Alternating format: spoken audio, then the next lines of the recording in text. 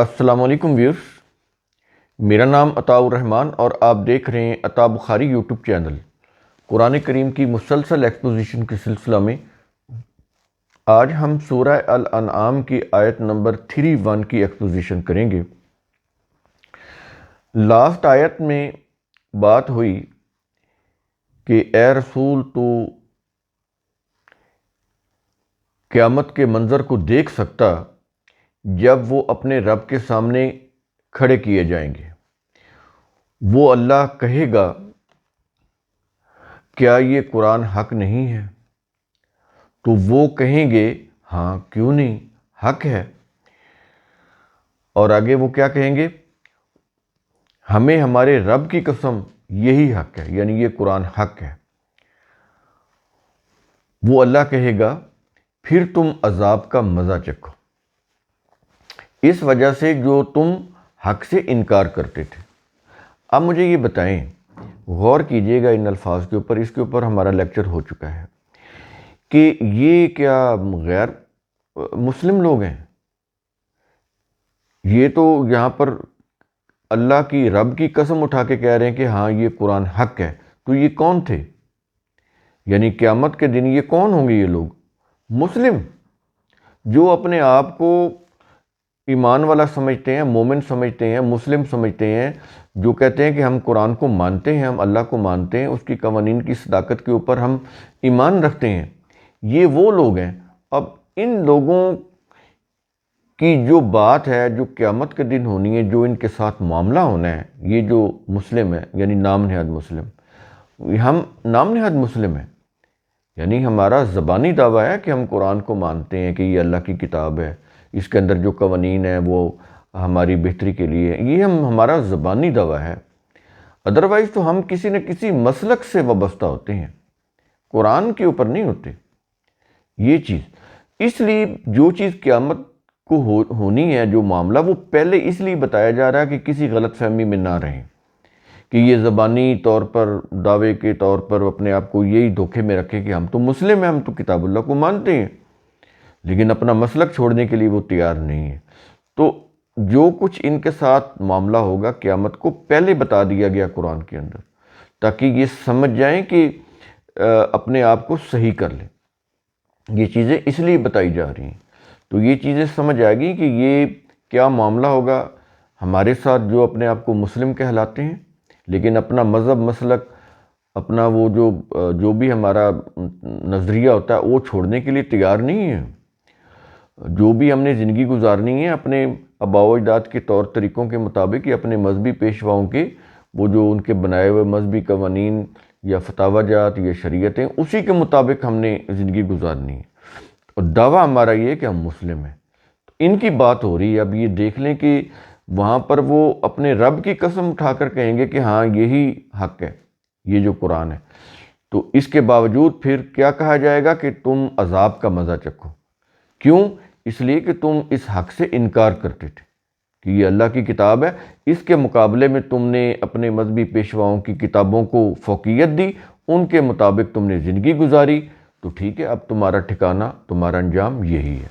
تو یہ پیچھے چیزیں ہو چکی پچھلے لیکچر۔ اب ہم آتے ہیں سورہ الانعام آیت نمبر 31۔ الفاظ ہیں، اب انہی کے متعلق بات ہو رہی ہے جن کا پیچھے ذکر ہو رہا ہے، یعنی یہی ہم جو مسلم ہیں۔ پہلے ہم اپنی بات کریں گے نا، بعد میں ہم دوسرے غیر مسلموں کی بات کریں گے۔ پہلے تو ہمیں اپنی اصلاح کرنی چاہیے کہ قرآن ہم سے مخاطب ہو کر ہمیں کیا کہہ رہا ہے۔ پہلے تو ہم مخاطب ہیں نا اس کے، جو دعوے دار ہیں کہ ہم قرآن کو یا اللہ کو مانتے ہیں۔ اب انہی کی بات آگے چل رہی، الفاظ ہیں، کیا یہ رہا ہے؟ قد خسر الذین کذبوا، یقیناً نقصان میں رہے وہ لوگ جنہوں نے جھٹلایا۔ جنہوں نے جھٹلایا وہ لوگ نقصان میں رہے۔ پیچھے بتایا جا رہا نا کہ عذاب کا مزہ چکھو، اس لیے کہ تم اس حق کا انکار کرتے تھے۔ تو اس لیے پھر اب یہاں پر اس آیت میں کہا جا رہا ہے کہ یقیناً نقصان میں رہے وہ لوگ جنہوں نے جھٹلایا۔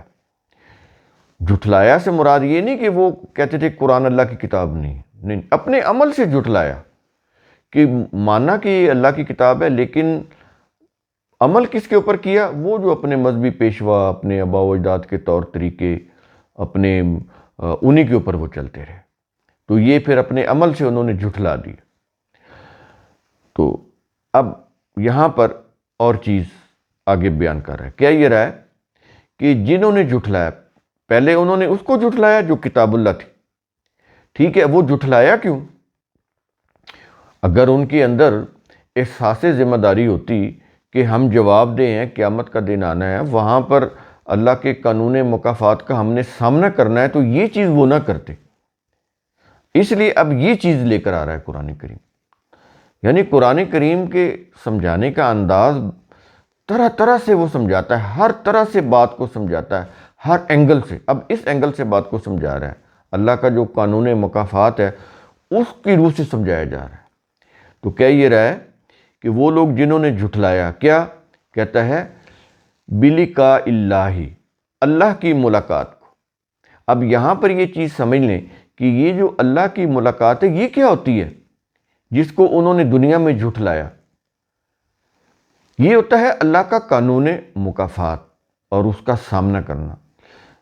اس دنیا میں بھی اللہ کا قانون مکافات جو ہے وہ ہر جگہ نافذ العمل ہے، اور آخرت میں یہ قانون مکافات جو ہے اس سے باقاعدہ سامنا ہوگا۔ سامنا یہ نہیں کہ وہ کوئی نظر آئے گا، مطلب سامنا یہ ہوگا کہ جو کچھ کیا ہوگا اچھا یا برا، وہاں پر اس کا وہ نتیجہ سامنے پا لیں گے۔ یہ ہوتی ہے قانون مکافات کا سامنا۔ تو اب تو ہمارے پاس اختیار ہے نا، جو چاہیں کریں، لیکن قیامت کے دن یہ اختیار نہیں ہوگا کہ ہم اللہ کا وہ جو میدان حشر ہے یا اس کا جو حساب و کتاب ہے اس سے ہم منہ موڑ کے جو چاہیں کرتے رہیں، ہماری مرضی کرے تو ہم جنت میں داخل ہو جائیں۔ ایسا نہیں ہوگا، ایسا نہیں ہوگا۔ اختیار ملے گا جنتی زندگی میں داخل ہونے کے بعد، لیکن جب یہ میدان حشر لگا ہوگا، حساب کتاب ہو رہا ہوگا، اللہ کے قانون مکافات کی روح سے فیصلے کیے جا رہے ہوں گے اچھے یا برے کاموں کے، تو اس وقت تو سب لوگ بے اختیار ہوں گے، کسی کے پاس کوئی اختیار نہیں ہوگا، وہ کتنے بڑے بزرگ کیوں نہ ہوں، سب ایک میدان میں کھڑے ہوں گے۔ تو وہ جنہوں نے اللہ کی ملاقات کو جھٹلایا، یعنی اللہ کے قانون مکافات کا سامنا کرنے سے جھٹایا، ورنہ یہ نہیں ہے کہ اللہ جو ہے وہ بغل گیری اس کے ساتھ ہوگی، جیسا کہ ہمارے مذہبی کتابوں کے اندر ہے۔ جیسے اللہ یہاں نظر نہیں آتا، قیامت میں بھی ایسے اللہ نظر نہیں آئے گا۔ یہ چیز ذہن میں رکھیں، اس نے خود کہا ہے کہ انسانی آنکھیں جو ہیں وہ اللہ کا ادراک نہیں کر سکتی۔ تو یہ نہیں ہے کہ دنیا میں نہیں کر سکتی اور آخرت میں کرنے لگ جائیں گی، ایسا نہیں ہے۔ یہ اس چیز کو آپ اچھی طرح، یہ کانسیپٹ آف اللہ، اس کو اچھی طرح سے سمجھ لیں۔ جیسے اس دنیا کی زندگی میں اللہ نظر نہیں آتا ہمیں، آخرت میں بھی نظر نہیں آئے گا۔ اس کا قانون مکافات ہوگا، اس کی روح سے ہمارا فیصلہ ہوگا، اسی سے ہمارا واسطہ پڑے گا۔ اس کے بعد اگلے الفاظ ہیں، کیا یہ رہا ہے کہ حتیٰ کا مطلب ہوتا ہے یہاں تک کہ، یعنی اللہ کی ملاقات، یعنی اللہ کے قانون مکافات کا سامنا کرنے کو انہوں نے جھٹلایا، یہاں تک کہ کیا آگے کہہ رہا ہے، اذا جاءتہم الساعۃ، جب الساعت ان کے پاس آ پہنچے گی۔ اب الساعت کے معنی صرف قیامت نہیں ہے، اس دنیا میں بھی الساعت آ رہی ہوتی ہے۔ الساعت کا مطلب گھڑی ہوتا ہے عربی کے اندر، تو وہ چل رہی ہوتی ہے۔ تو الساعت کا مطلب صرف قیامت نہیں ہوتا، کوئی بھی تباہ کن انقلاب کی گھڑی جو اس دنیا میں آتی وہ بھی الساعت میں آ جاتی، لیکن جو قیامت ہے یہ بہت بڑا انقلاب رونما ہوگا، وہ پھر بڑی الساعت ہے۔ تو قیامت کو بھی الساعت کہیں گے، تفسیر اور تراجم کے اندر تو سب جگہ الساعت کا ترجمہ قیامت ہی کیا گیا ہے، لیکن جو اس دنیا میں قیامتیں ہیں، جو قیامت آتی ہے وہ بھی الساعت کہلاتی ہے۔ کوئی بھی مشکل گھڑی، کوئی بھی تباہ کن انقلاب کی گھڑی، وہ الساعت کہلاتی ہے۔ یہ چیزیں آپ نے سمجھنی ہیں، یہ قرآن کے الفاظ ہیں، یہ بڑے جامع ہیں۔ تو سیاق و سباق کی روح سے ہم اس کا مفہوم سمجھتے ہیں کہ یہاں پر کون سا لفظ کیا میننگ دے رہا ہے۔ تو کہہ رہا ہے کہ جب الساعت یعنی تباہ کن انقلاب کی گھڑی ان کے پاس آ پہنچے گی، اور وہ کیسے آتی ہے آگے اس کی کیفیت بتا رہا ہے۔ ایک لفظ میں اس کی کیفیت بتا رہا ہے، کہتا ہے بغتتاً، اچانک، یک لخت، کہ وہ سنبھل ہی نہیں پائیں گے۔ اور دنیا میں بھی جب کوئی انقلاب کی گھڑی آتی ہے، تباہ کن انقلاب کی، وہ بالکل یک لخت اچانک آتی ہے۔ پہلے اس سے پہلے مہلت کا وقفہ ہوتا ہے، مہلت ہوتی ہے، کوئی انسان سنبھل جائے، اپنے آپ کو صحیح کر لے۔ لیکن جب وہ مہلت کا وقفہ ختم ہو چکا ہوتا ہے تو جو تباہ کن نتائج ہیں، اس کے جو اسباب اور علل یعنی کاز اینڈ افیکٹ کی کڑیاں جب مل جاتی ہیں، تو پھر جو اسات ہے، جو انقلاب کی تباہ کن گھڑی ہوتی ہے، وہ اچانک آتی ہے کہ پھر سنبھلنے کا موقع نہیں ملتا۔ ایسے قیامت جو ہے وہ بڑی انقلابی تبدیلی ہوگی، بڑے لیول کی، وہ بھی ایسے اچانک آئے گی۔ تو یہ جو بنائی ہیں نا قیامت کی نشانیاں، یہ ساری رسول سے منسوب کر کے، یہ ساری جھوٹی باتیں ہیں۔ قرآن کے اندر کوئی قیامت کی نشانی نہیں بتائی گئی۔ تو جب قرآن کے اندر نہیں بتائی گئی تو رسول نے اپنی طرف سے تو بتانی نہیں تھی۔ تو یہ ساری وضعی باتیں ہیں، تراشیدہ باتیں، ان کی کوئی حقیقت نہیں۔ جب یہ ساتھ آئے گی تو اچانک اور یک لخت آئے گی۔ یہ چیزیں آپ ذہن میں رکھیں۔ اور اس کی کیفیت کیا بتائی ہے قرآن نے؟ بغتتاً، اچانک۔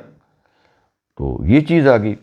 اس کے بعد آگے کہہ رہا ہے، کہتا ہے قالو، تو وہ کہیں گے، اب جب یہ اچانک انقلاب کی گھڑی آئے گی، جب یہ اچانک تباہی آئے گی، تو وہ کہیں گے جنہوں نے قرآن کا انکار کیا، یعنی زبان سے انکار نہیں کیا، عمل سے انکار کیا، اپنے عمل سے اس کو جھٹلایا، کہ اس کے اوپر قائم نہیں رہے، اس کے اوپر نہیں چلے، اس کی تعلیمات کو انہوں نے پس پش ڈال دیا، اپنے اپنے فرقوں میں بٹے رہے، اپنے اپنے مسلکوں کی وہ اطاعت کرتے رہے، لیکن قرآن کی اتباع نہیں کی، منہ سے کہتے رہے کہ ہم کتاب اللہ کو مانتے ہیں۔ تو اس وقت وہ کیا کہیں گے؟ کہتا ہے یا حسرتنا، ہائے افسوس۔ اب اس کا فائدہ نہیں ہوگا، وہ اس وقت وہ کہیں گے ہائے افسوس۔ یہ چیز اب کہنے کی ہے کہ جب زندگی میں ابھی وقت بچا ہے، ابھی مہلت کا وقفہ چل رہا ہے، تو ہم اس کو چھوڑ دیں، جو بھی قرآن کے خلاف چیزیں ہیں، جو بھی ہم نے اپنے مذاہب مسالک اختیار کیے ہوئے ہیں، ان کو چھوڑ کر قرآن کے راستے کے اوپر آ جائیں۔ تو اب یہ کہنے کا فائدہ ہے کہ ہائے افسوس، اور چھوڑ دیں اور اس کے اوپر آ جائیں جو قرآن کا راستہ ہے۔ لیکن جب اس وقت کہیں گے، جب انقلاب کی گھڑی آ جائے گی، اس وقت پھر کوئی فائدہ نہیں ہوگا، اس وقت مہلت کا وقفہ ختم ہو چکا ہوگا۔ تو اس وقت وہ کہیں گے ہائے افسوس۔ کس پر افسوس؟ آگے بتا رہا ہے، کہتا ہے الا ما فرطنا فیہا، اس پر جو ہم نے اس قانون مکافات کو سمجھنے میں کوتاہی کی۔ تو یہاں پر قانون مکافات کو سمجھنے، اس کو ہم نے بریکٹ میں دیا ہوا ہے، اس پر جو ہم نے اس میں کوتاہی کی۔ کس میں؟ قانون مکافات کو سمجھنے میں کوتاہی کی۔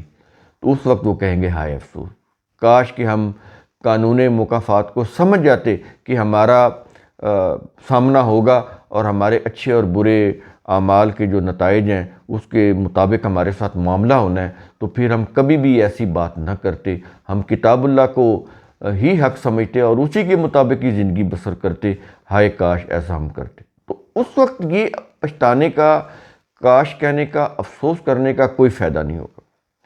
اور آگے کہہ یہ رہا ہے وَهُمْ، اس حال میں کہ وہ، کس حال میں؟ حالت کیا ہوگی ان کی اس وقت جب وہ یہ کہہ رہے ہوں گے کہ ہائے افسوس کہ ہم نے اللہ کے قانون مکافات کو سمجھنے میں کوتاہی کی؟ تو وہ اس وقت کس حال میں ہوں گے؟ قرآن بتا رہا ہے، کہتا ہے یحملون اوزارہم، اپنے جرائم کا بوجھ اٹھائے ہوگے۔ یہ جرائم کا، اس کو ہم نے بریکٹ میں دیا ہوا ہے تاکہ بات سمجھ آ جائے۔ وہ بوجھ اٹھائے ہوں گے، کس کا؟ اپنے جرائم کا، جو کچھ وہ اس دنیا میں کرتے رہے اس کا وہ بوجھ اٹھائے ہوں گے۔ اور آگے بتاتا ہے کس چیز کے اوپر انہوں نے وہ بوجھ اٹھایا ہوتا ہے، پورا یعنی پوری منظر کشی کرتا ہے قرآن، اندازہ لگایا۔ کہہ یہ رہا ہے علی ظہورہم، اپنی پشتوں پر، اپنی پیٹھوں پر وہ بوجھ اٹھائے ہوں گے اپنے جرائم کا۔ اب یہ دیکھیں، یہ یوں کہہ لیں کہ قرآن کریم جو پورا منظر کشی کے ساتھ بات کرتا ہے تاکہ بات ذہن نشین ہو جائے، ادروائز تو جرائم کا کوئی وزن نہیں ہوتا، جرائم کا کوئی وزن نہیں ہوتا۔ یہ زبان کے وہ تشبیہات ہیں، محاورات ہیں، جیسے ہم بولتے ہیں، قرآن کریم ہماری ہی بول چال میں بات کرتا ہے تاکہ ہم بات کو سمجھ لیں، ورنہ تو جرائم کا کوئی وزن تو نہیں ہوتا کہ وہ پیٹھ کے اوپر لادے ہوں گے ہم نے، نہیں، یہ بولنے میں ہم چیزیں آتی ہیں، لیکن اس کے جو لٹرل میننگ ہیں وہ نہیں دیے جائیں گے، یہ چیزیں سمجھنے کی ہیں۔ تو یہ زبان کی چیزیں ہیں، یہ بڑی یعنی یوں کہہ لیں کہ زبان کی بڑی خوبصورتی ہوتی ہے، اس میں بڑی جامعیت ہوتی ہے، تو سمجھنے کے لحاظ سے یہ جو انداز اسلوب ہے بڑا ہی خوبصورت ہے قرآن کا۔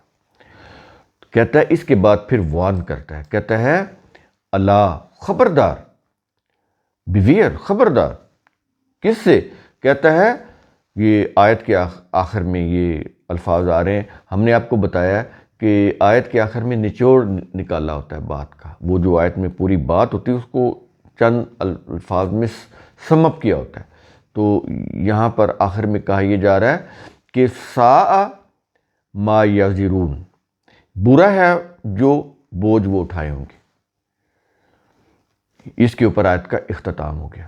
اب یہ دیکھیں کتنی تنذیر ہے، کتنی وارننگ ہے اس آیت کے اندر، کس خوبصورتی کے ساتھ بات کو سمجھایا گیا ہے، پوری منظر کشی کی گئی ہے کہ جب وہ اسات آئے گی، انقلاب کی گھڑی آئے گی، یا یوں کہہ لیں قیامت آئے گی، تو یہ حشر ہوگا، یہ کہہ رہے ہوں گے وہ کہ ہائے افسوس کہ ہم نے کوتاہی نہ کی ہوتی، ہم نے اس کو سنجیدہ لیا ہوتا، کتاب اللہ کو اس کے مطابق زندگی گزاری ہوتی، تو آج ہماری یہ حالت نہ ہوتی، لیکن اس وقت یہ پھر فائدہ نہیں ہوگا۔ تو قرآن کریم پہلے پیشگی سمجھا رہا ہے، پیشگی وارن کر رہا ہے، تاکہ جو کچھ قیامت کو ہونا ہے وہ پہلے ہی ان کو بتا دیا جائے، لوگ جو ہیں وہ اپنا بچت کا سامان کر لیں، اپنے آپ کو بہتر بنا لیں، اپنے آپ کے اندر تبدیلی، مثبت تعمیری جو تبدیلی ہے وہ لے کر آئیں۔ تو قرآن کریم کا اصول ثم تفکروا، اس کی روح سے آپ خود بھی سوچا کریں، سمجھا کریں، غور و فکر کیا کریں۔ شکریہ۔